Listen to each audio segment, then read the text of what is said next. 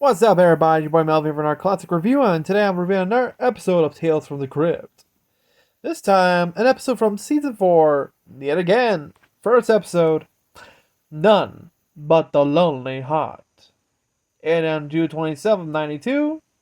And this is actually one I actually read.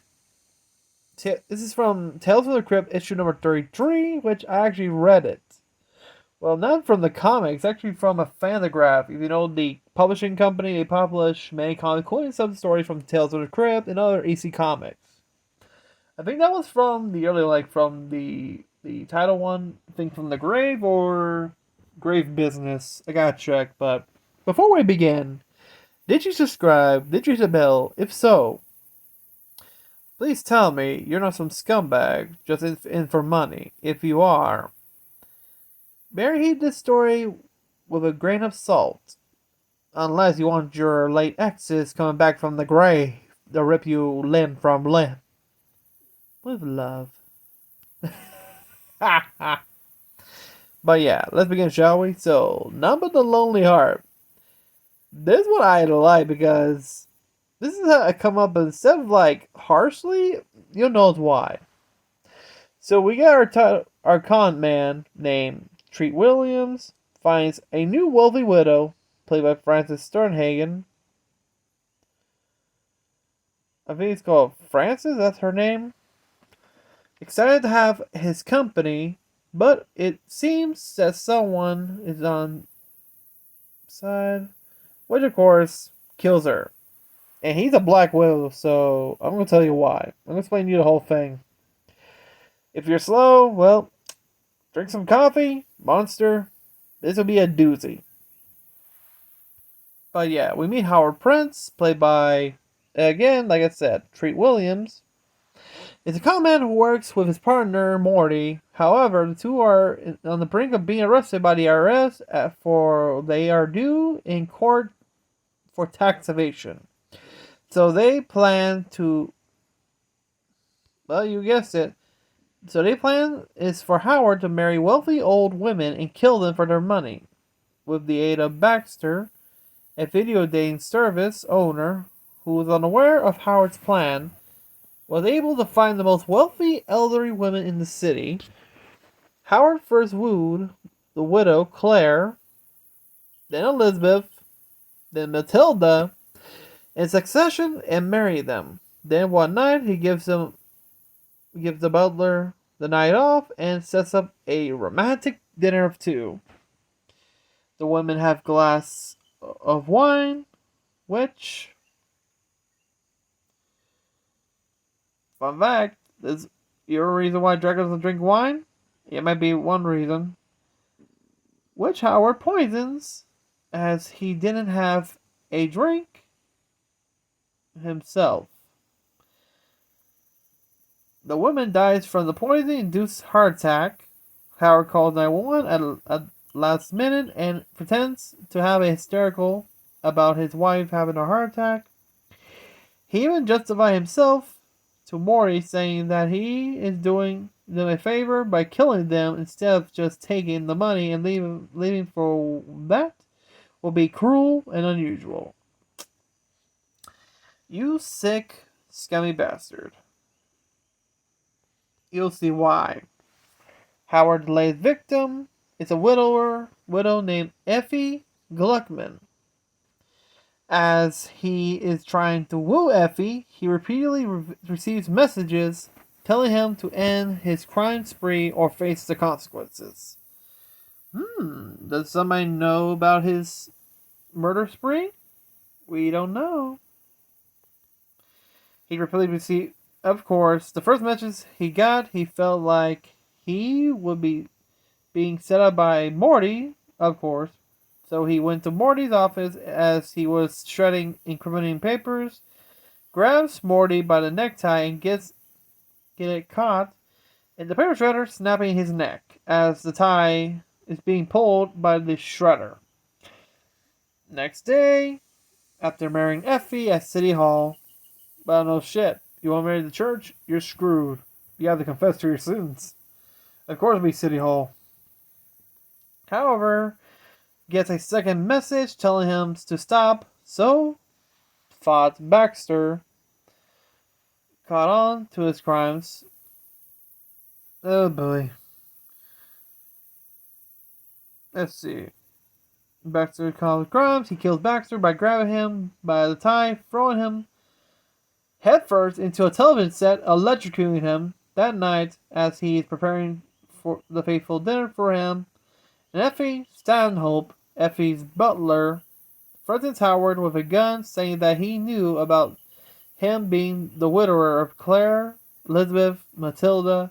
Stanhope gives Howard a chance to leave and never come back, but Howard declined, attacks Stanhope before he could fire, and snaps Stanhope's neck, military style. Holy shit.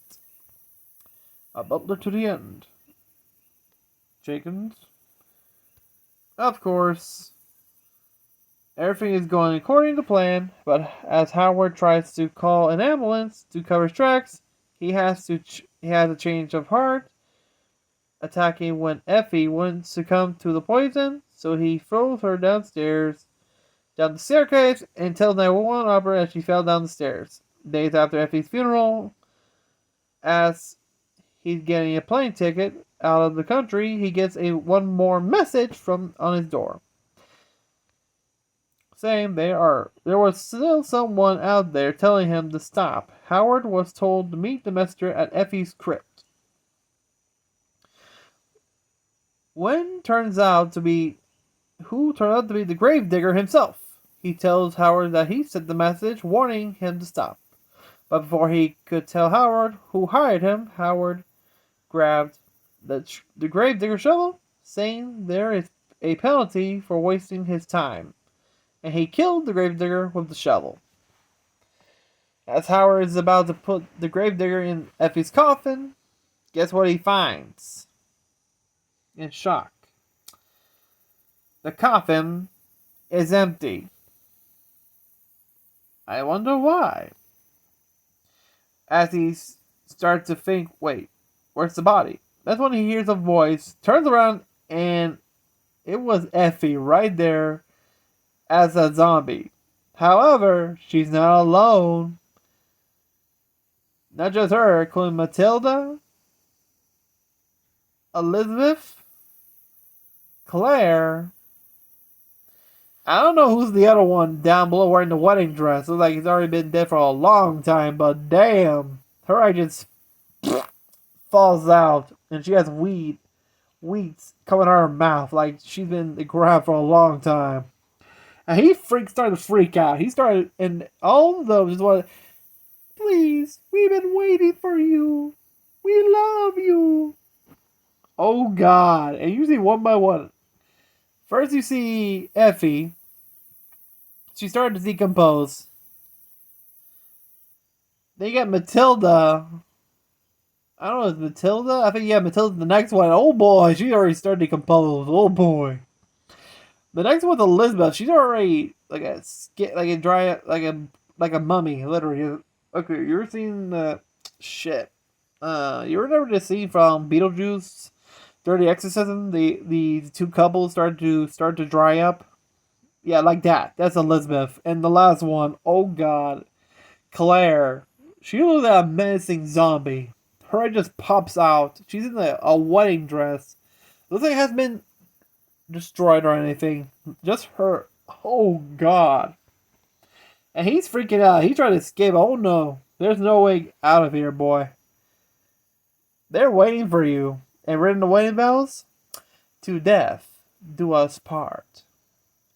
And there, you're not dead. He is surrounded. They say they can live or die without Howard. So, in order to rest in peace, they all eat Howard. Oh boy. Yeah, after that, I forgot to mention the opening segment, which, you won't believe this, it's a creepy creeper in it looks like the catacombs of Paris, like a restaurant, saying, damn you, Marcel, I told you they wanted violence, not violins. Good help is so hard to to fiend, isn't it, kiddies? Want a little more champagne? I hope you're hungry for tonight's murderer's menu. It contains a man who discovers that the fastest way to a woman's heart is with a pickaxe. I call this tasty little horror Devoir, none but the lonely heart. Excuse me. But yeah. And the closing segment. But yeah, that was None But the Lonely Heart. It was the first episode of season 5. No, my mistake. Season 4. Aired on June 27th, 92. And, well,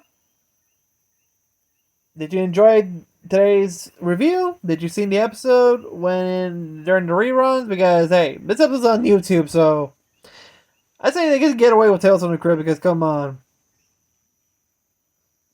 Now you know. But yeah. Let me know what you think of the episode. Did you seen it? If you own the collection set, or if you're old enough, if you were like some kid in the 90s, seen this while his parents now looking during the night. Damn, you have a cool life. But yeah, let me know what you think of Tales from the Crypt, None But the Lonely Heart, and if you're new to the channel, remember to subscribe, hit the bell, like this video, and comment down below. Tell me what's your favorite scene. Because my favorite has to be the ending where Howard gets his comeuppance. And the phrase here is, they wed, then dead, a young man kills the willful biddies he marries, but some vows must be kept. That's the phrase, till death till us part. Now you know why. But until then, see you guys. Have a great day.